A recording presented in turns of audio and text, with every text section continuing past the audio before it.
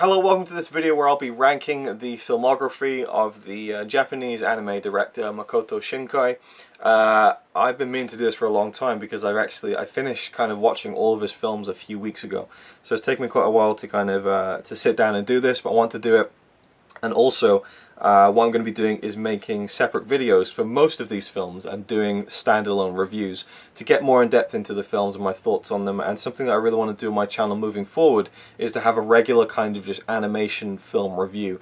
I'm really getting into animation on a much bigger scale over the past year or so, so I want to do more reviews of animated films and thoughts on them. But let's get right into the Shinkai ranking. There are 11 films of his that I've seen. I've seen all of his feature films. I tried to find as many of the shorts as I could. I think I've pretty much seen all of his main kind of directed works. So at number 11 we have Other Worlds, and from 1999. I believe this is his first short film, and it was good. I really enjoyed it. You know, it was kind of just flash images, very conceptual. You know, you could kind of say it's a nothing film. I really enjoyed the look of it, but it wasn't anything special. Number 10, The Smile from 2003. This is kind of a music video about a girl and her hamster, and I found it oddly moving, to be honest with you. It was very sweet and very touching. But I mean, it didn't really stick with me that much. I mean, it was very music video style, very kind of soppy and sappy and stuff, and really kind of gets at your heartstrings in kind of a manipulative kind of way, I guess. But I still quite enjoyed it. Number 9, She and Her Cat, Their Standing Points, from 1999. Another short film. I really enjoyed this one too, about a woman and her cat. Again, very simple, very just feels like a director finding himself, finding his storytelling style. I enjoyed it quite a bit, but it was very, you know, just short, you know, and not too much to it. Number 8, Annie Curie 15, which I believe is something else.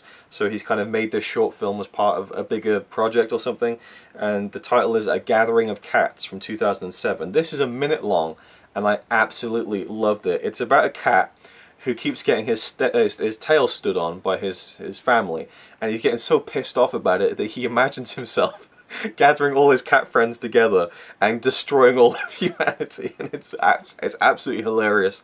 I watched it like 3 times. I showed it to Connie. I really liked it. So yeah, there you go. Check it out. It's on YouTube.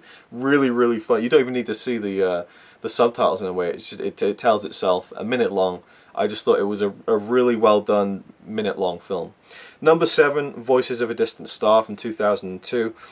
This was his first, well, it's still a short film, I think it's like 25 minutes, something like that.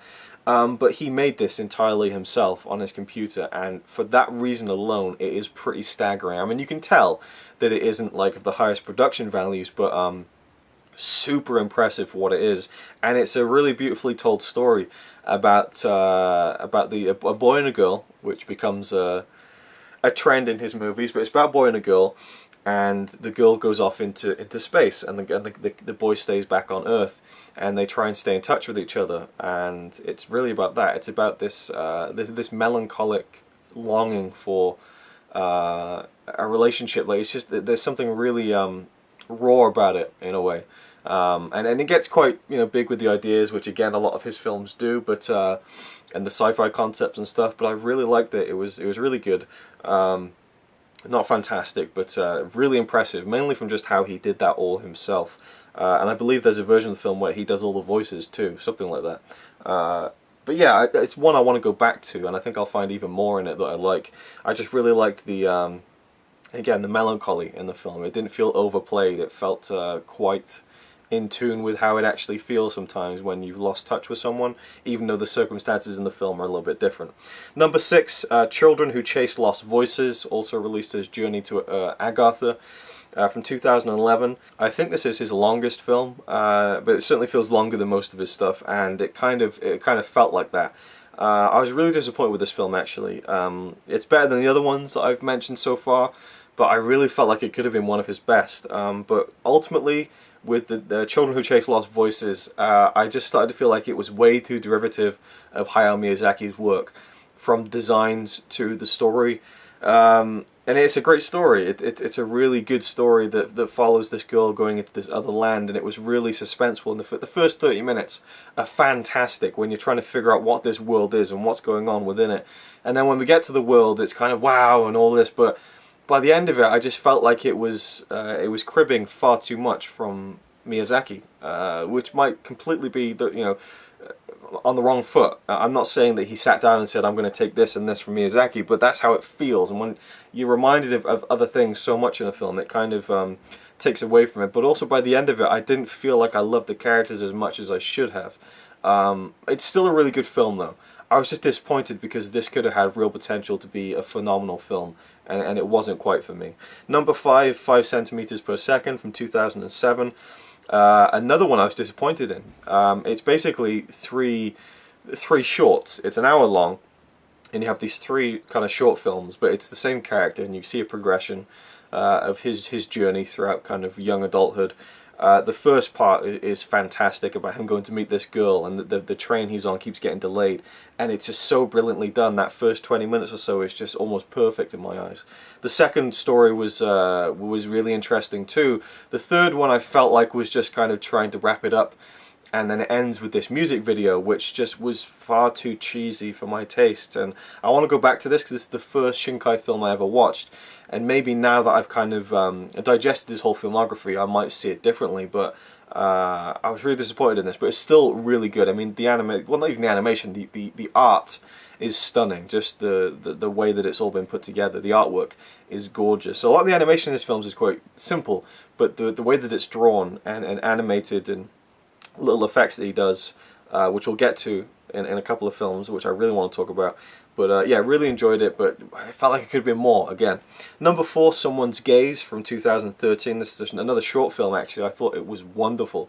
About a girl who's left home recently, and she goes back to kind of see her family. Well, she thinks about, how it was with her family. It's very simple, but it's a story I think that anyone who's left home can relate to. And it doesn't really overplay it, it's emotional, but it's just really sweetly done. Very short, obviously, it's like 7-8 minutes or something. I really thought it was a strong little short film, and I kind of rated it above some of the other feature films. Number 3, The Place Promised in Our Early Days. I loved this film, 2004, his first feature film. Great story in this, and I still did quite feel a little bit of the Miyazaki creeping in there. Not too much, though. Not too much. And he had to be an influence. I mean, he's the Don as far as anime movies go. But anyway, the story is about these 3 friends, 2 boys and a girl, who grow up hanging out together, and they've got this little secret project that they're working on up in the mountains, and then we jump forward in time, and things start to change. Or what a lot has changed, in fact, and they've kind of been all 3 split up and splintered off into different parts of this future. And one of the central kind of mysteries of the film is this huge tower out in the distance that's so big that you never even see the top of it when the camera pans up. And I really loved that little device of just never seeing the top of that tower and wanting to see it by the time we get to the end of the film. And the 2 boys, they want to build a plane to go fly to that tower, and it's about that, but to me it was also about just the longing of discovery when you're in your youth. It really captured that feeling, and also again relationships that you have with your friends and with girls and things. It doesn't go too far into the romantic side of it, but you do feel a little bit of that. But it was the friendships in the film are really touching. The only problem I had with it was that the 2 boys look very similar, and I kind of mixed them up completely halfway through the film, and I was thinking, well, why is he? Because he wasn't doing that before, and I spent like 20 minutes rewatching bits to kind of, okay, so he's got glasses, so also he's the one, like, and I don't know whether that is down to the way it was made, or if I was just being like I had a complete kind of mental block. I don't know. But that kind of hurt it a little bit for me. But by the end of it, I thought that was a great film, and I can't wait to watch it again. Obviously, one of my favourites is number 3. Number 2, The Garden of Words from 2013. This is another one that is about an hour long, if not even. I think it's like 45 minutes actually. I'm not sure. It's between 45 and an hour. A lot of his films are quite short. And this one blew me away. A lot of people talk about this one, and the hype is real. It really is. This is one of the most stunning looking animated films that I've ever seen. And again, it's not so much the animation that's great, it's just the artwork and the little tricks that Shinkai employs, just like the twinkling of water, you know, and water plays a big part in this film because it's about this this young guy who's kind of, I think he's skipping school. It's been a while since I've seen it, but he I think he skips class and he goes to this lush garden in the city and sits under this this kind of canopy, this little seating area, and there's this woman there, this slightly older woman, probably in her 20s, and they sit there together because it's raining, so they're both kind of sheltering from the rain. And he comes back one day and she's there again, and they start to talk to each other. They start to form some kind of a relationship, in terms of just, you know, speaking, not a romantic relationship. And it comes to a point where whenever it rains, they both go there and they see each other. And it's a very, very sweet film where these two people are in very different parts of their life, but they're both suffering through the same problem of not quite knowing where they're going next, not quite knowing who they should be at that point in time, and they kind of help each other. It's a very sweet story. And I keep mentioning problems, but one problem I had was at the end, there's this outpouring of emotion from one of the characters, and it felt way too over the top for me, to the point where I called Connie down. I was like, just watch this scene, tell me, does this feel overplayed to you? And she's lived in Japan for quite a while, many years ago, and she said, no, that's kind of what they're like, I guess. So maybe it's a cultural thing in terms of the way that emotion is expressed when it overflows like that. But initially it kind of took me aback because the rest of the film is so subtle and so incredibly subtle, to the point of it almost being non-existent, you know. But I kind of felt like it was just yin and yang, you know. It was just like, okay, very, very subtle, not subtle, like, and it kind of threw me for a loop. So I watched it again, and it kind of, I smoothed into it a bit more. But overall, it's a great story with just amazing to look at, just absolutely stunning, and one of his best films, I think. So number one, of course, if you know his films, if you're familiar with his films, and certainly this is the film that I became familiar with his films from. At number one, it is Your Name, which is the film he released last year in 2016. Became a smash hit. I think it is the most successful Japanese animated film of all time now. I think it's beaten all of Miyazaki's big heavy hitters, I think. Maybe that's why he's coming out of retirement. Oh, he's going to take my spot, is he? Right, I'm going to get the CGI animation now. I'm going to make another film. Come out of retirement for the 13th time. So Shinkai released, I think, his best film. And I would really like to hear the argument for people saying any of his other films are better than this one. This is an incredible film. The story is so good. It's about this a boy and a girl, one from the country, one from the city, and they end up waking up in each other's bodies every couple of days. And that whole part of the film is just this typical body swapping comedy, and it's brilliant, you know. But then it just starts going much deeper, and then there's these twists that come along the way that just knocked my socks off. I've seen the film twice now. I absolutely love it. It's one of my favorite animated films.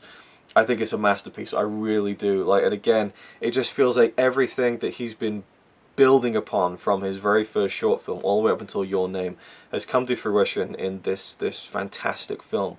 From the animation, the artwork, the concept of the story, it doesn't feel as cluttered and high concept as his other films. It feels like the concept of this story is really honed and really focused on properly. The characters are great. You really learn to love the characters, the relationships, the emotion is there, the music. I mean, it just all comes together. You know, he has this kind of penchant for these kind of these sweeping night skies with the stars and all that kind of stuff, and that is in this film, but it feels more appropriately put than in any of his other films. And it has those kind of music video montages that I didn't quite like in, you know, 5 centimeters per second, but they really work in this film. You have these Japanese pop songs, which I think are kind of the reason the film was so popular in Japan, because the band is so massive. But I really like the music, and brilliant film, absolutely brilliant. So there's no way it can be number one. So that's my ranking for Makoto Shinkai's filmography. Let me know if you have a ranking, if you've seen of the ones you've seen, if you've seen any of them. If you haven't, I highly recommend you get into his filmography. I would say seek out The Garden of Words, seek out you know, Your Name when it's coming out on Blu-ray, I think. Some point this year in the UK. I think it's available digitally as well. But yeah, those are the two I'd say to check out. Go check out Someone's Gaze on YouTube, because it's very short and it kind of gives you an idea of his style of storytelling.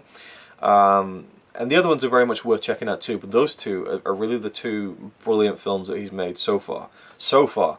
I mean, the guy's in his 40s. If he goes as long as Miyazaki, like, we're in for a lot of great films to come, and I don't think he might even be able to top this one, but even coming underneath how great Your Name is, I think would still be pretty great indeed. So I'm looking forward to seeing what else he does, what else he's got up his sleeve.